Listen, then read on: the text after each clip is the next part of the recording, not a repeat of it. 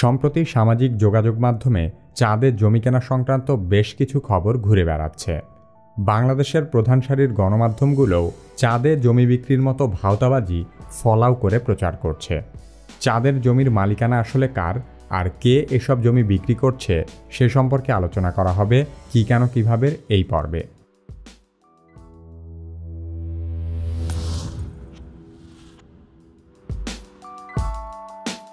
1967 সালে জাতিসংঘের উদ্যোগে যুক্তরাষ্ট্র, সোভিয়েত ইউনিয়ন এবং যুক্তরাজ্য আউটার স্পেস ট্রিটি নামের একটি চুক্তিতে স্বাক্ষর করে। চুক্তিতে বলা হয়েছিল কোনো দেশ চাঁদসহ মহাকাশের কোনো গ্রহ উপগ্রহের সার্বভৌমত্ব বা মালিকানা দাবি করতে পারবে না। পরবর্তীতে 111টি দেশ সেই চুক্তিতে স্বাক্ষর করেছে। 1979 সালে জাতিসংঘের উদ্যোগে মুন এগ্রিমেন্ট নামে আরেকটি চুক্তি স্বাক্ষরিত হয়।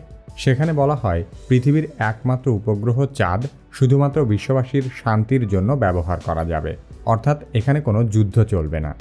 মুন এগ্রিমেন্টে আরও বলা হয় চাঁদ এবং চাঁদের প্রাকৃতিক সম্পদের সাধারণ উত্তরাধিকারী সমগ্র মানবজাতি। কিন্তু মাত্র 11টি দেশ মুন এগ্রিমেন্টে স্বাক্ষর করেছে। যুক্তরাষ্ট্র, রাশিয়া এবং চীনের মতো পরাশক্তিরা এসব শর্তে রাজি না হওয়ায় চুক্তিটির কার্যকারিতা নিয়ে সন্দেহ থেকে যায়। চাঁদে জমি বিক্রির জন্য সবচেয়ে বড় প্রতিষ্ঠান হল লুনার অ্যাম্বাসি। ডেনিস হোপ নামের এক মার্কিন নাগরিক এই কোম্পানির নামে 1980 সাল থেকে চাঁদের জমি বিক্রি করে আসছে। শুধু চাঁদের জমিই নয়, এই ধূর্ত লোক মঙ্গল, বুধ, বৃহস্পতি, শুক্র এবং প্লুটো গ্রহেরও জমি বিক্রি করছে। এখন প্রশ্ন হল ডেনিস হোপ কিভাবে সৌরজগতের মালিকানা লাভ করল? 1967 সালের চুক্তিতে ব্যক্তিগত এবং কর্পোরেট মালিকানার বিষয়ে কিছুই বলা হয়নি। আইনি ভাষার সেই সীমাবদ্ধতারই ফায়দা নিয়েছে ধুরন্ধর ডেনিস হোপ। 1980 সালে পৃথিবী ব্যতীত সৌরজগতের বাকি 8টি গ্রহ এবং তাদের উপগ্রহের মালিকানা দাবি করে যুক্তরাষ্ট্র, সোভিয়েত ইউনিয়ন এবং জাতিসংঘকে চিঠি পাঠায় ডেনিস হোপ। স্বাভাবিকভাবেই কোনো প্রতিষ্ঠানই তার এই চিঠির জবাব দেয়নি।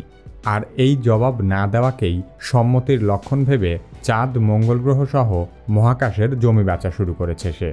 লুনার অ্যাম্বাসির তথ্য মতে চাঁদে অবস্থান ভেদে প্রতি একর জমির মূল্য মাত্র 2000 টাকা থেকে 42,000 টাকা। লুনার অ্যাম্বাসি থেকে জমি কিনলে 3টি কাগজ দেওয়া হয়। একটি হলো জমির দলিল, চাঁদের বুকে জমির অবস্থান চিহ্নিত করা ম্যাপ এবং চাঁদে জমির মালিকদের করণীয় সম্পর্কিত একটি সংবিধান। লুনার অ্যাম্বাসি মাত্র 2000 টাকার বিনিময়ে মহাজাগতিক পাসপোর্টও বিক্রি করে।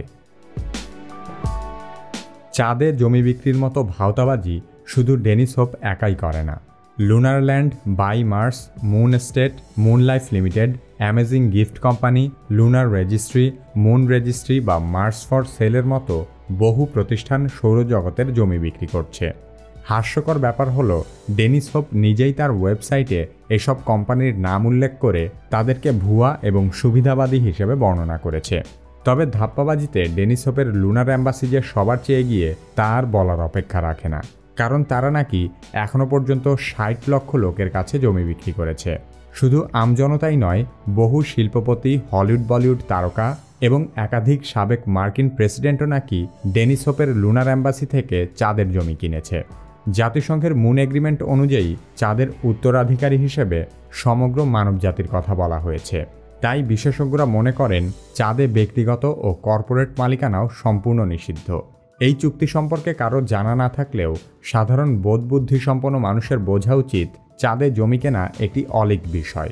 তারপরও যারা চাঁদে জমি কিনছে তারা আসলে নিজের সাথে নিজেই প্রতারণা করছে। এখনও পর্যন্ত সত্যি সত্যি মাত্র 12 জন মানুষ চাঁদের বুকে বিচরণ করার সৌভাগ্য অর্জন করেছে। 1972 সালে অ্যাপোলো 17 মিশনে মানুষ সর্বশেষ চাঁদে অবতরণ করেছিল। 2024 সালে আবারও নাসার আর্টেমিস মিশনের মাধ্যমে মানুষ চাঁদের বুকে বিচরণ করবে। এবার নাসা চাঁদে মানুষ পাঠাচ্ছে শুধু গিয়ে ঘুরে আসার জন্য নয়, ওখানে গিয়ে রীতিমতো বসবাস করার জন্য। চাঁদের বুকে মানুষের স্থায়ী বসতি কিভাবে গড়ে তোলা হবে সে সম্পর্কে বিস্তারিত জানতে চাইলে কি কেন কিভাবে এই ভিডিওটি দেখতে পারেন।